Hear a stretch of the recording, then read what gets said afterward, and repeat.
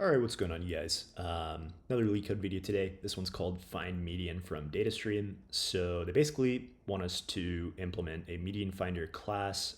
And just before we get into that, let's quickly brush up on what a median is. So it's just the middle value in an ordered list of values. If the value's even, you just take the average of the middle two numbers. But anyways, yeah, they want us to implement a median finder object or class. And they want us to be able to continuously find the median even as we keep adding numbers, right? So there's going to be like a data stream. We keep adding numbers. We got to be able to find the median in like pretty much constant time. Like that's the goal, right? So sounds a lot like a heap would be helpful here, right? Because we can get kind of like an ordered value in constant time, and then keep inserting values in logarithmic time. But how would we do that, right? We're going to need some kind of special, technique here. So let's go ahead and just show exactly what that is. So we're going to want this green is going to be our min heap. So min heap, and then we're going to have a max heap right over here. So max heap.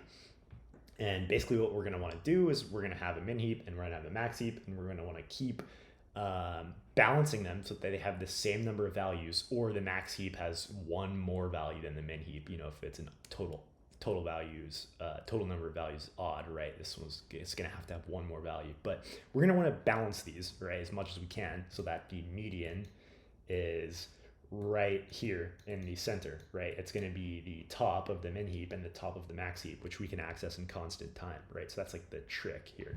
So when we're inserting a new value, the way we're going to do that to keep these balanced is we'll insert a new value. And then what we're going to want to do after we insert a value is we're going to pop from the top of the max heap, right? So whatever value's here at the top, which would actually be the 7 here, we're going to put that into the min heap to balance these. And then if the min heap size exceeds the size of the max heap, we're going to pop the value from the min heap, put it back in the max heap, basically to ensure the max heap is always one larger than the min heap, or that they have equal values.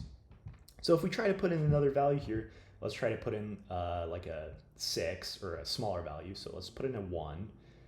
So the biggest value here is the 7. So we're going to try and put that over here. And now these are even, so we're only going to balance the min heap if it's bigger than the max heap, right? So let's try that again. Let's do a different number, 3. Okay, we're going to pop from the top of the max heap, put it into the min heap. We're going to see that the min heap has a size bigger than the max heap, so the 3 isn't going to end up just going back to the max heap. All right, let's add a couple more values. Let's add like a 2. This 3, we'd end up popping going over here. They're the same size, so we keep it as is. So let's go ahead and just see what would happen now. So if we try to take the median, we can do this in constant time because these values are both accessible in O of 1 time, and we would just say 3 plus 2 divided by 2, and that's going to give us 2.5. So yeah, that's pretty much it for the strategy of this problem. You could try to run through this with a bunch more numbers, but it is really straightforward, honestly, for a hard problem. So yeah, let's get into this. So we're gonna have to have both of those, both a min and a max heap. So, and it's just integers, so we don't really have to do anything fancy even. It's just a basic priority queue of integers. We can do vector of integers under the hood, and then we can use this greater comparison because C++ gives you a max heap by default. So for the min heap, this is what we have to do syntactically. We don't have to do a custom comparator or anything. We just use that built-in greater function with the integer type.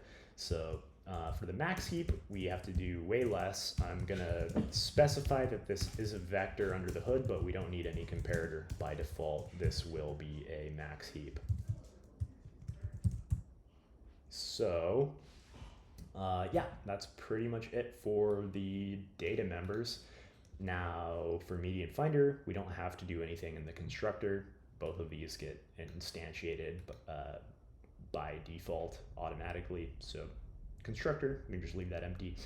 for add num, there's a little bit of a balancing act here, kind of like we discussed. So we're gonna put this num into max heap at first, so max heap.push num. Okay, then we're gonna take the top value from the max heap and put it into the min heap. So we're gonna say min heap dot push on the top value from the max heap. So max heap dot top,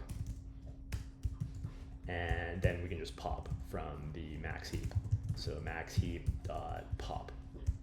Okay, and then we want to balance, right? So if the size of the min heap is now greater than the size of the max heap, so if max heap dot size is greater than the size, or min heap size greater than the size of max heap, right? We want to basically just put that value, because at this point, if this is true, the min heap will be 1 greater than the max heap. So we're simply just going to say max heap dot push on the minimum value from the min heap, right? So min heap dot top, and then we just pop from the min heap, and that's all we have to do there, and that'll keep these perfectly balanced, right? So that's the goal. We want them to either have the same size, or we want max heap to have the size 1 greater than min heap. And we know the median is always going to be at the intersection, right? It's always going to be either the lowest or the greatest value in the max heap, right? Or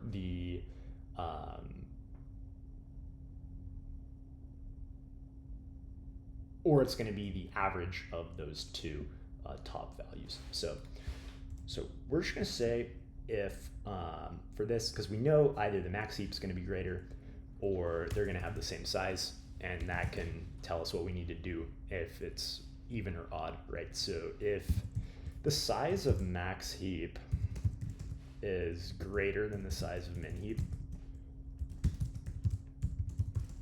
then we can just return the value that's at the top of the max heap, right? Because we know it's going to be odd for sure.